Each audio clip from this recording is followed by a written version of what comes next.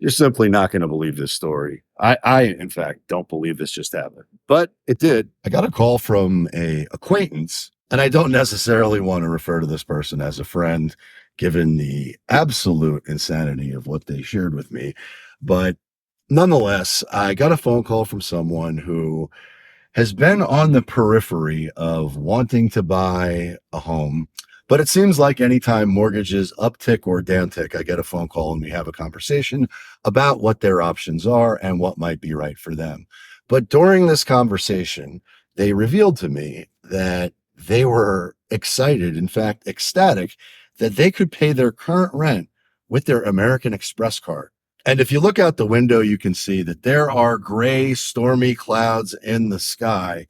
And to me, that's absolutely foreshadowing what is going to happen because people are paying their rent with credit cards.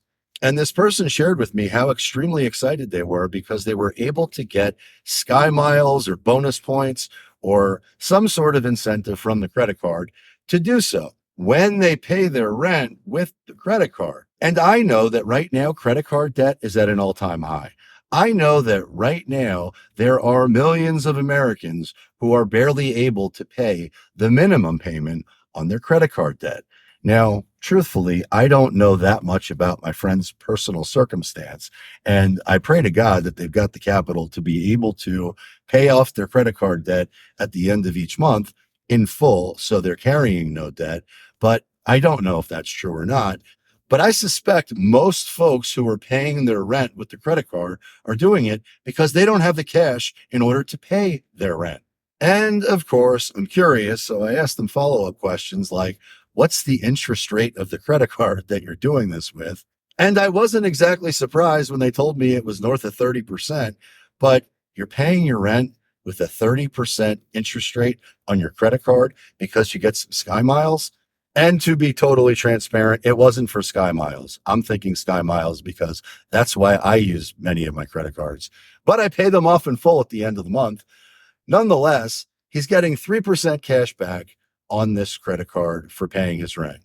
However, the apartment complex that he lives in, which is a upscale luxury apartment complex, charges him 10% to use an Amex because Amex typically charges the vendor more. But it doesn't exactly take a rocket scientist to figure out if you're getting 3% cash back and the charge for you is 10% to use the Amex, well, there's 7% that you're eating and you're paying and you're being charged for the privilege of getting 3% cash back.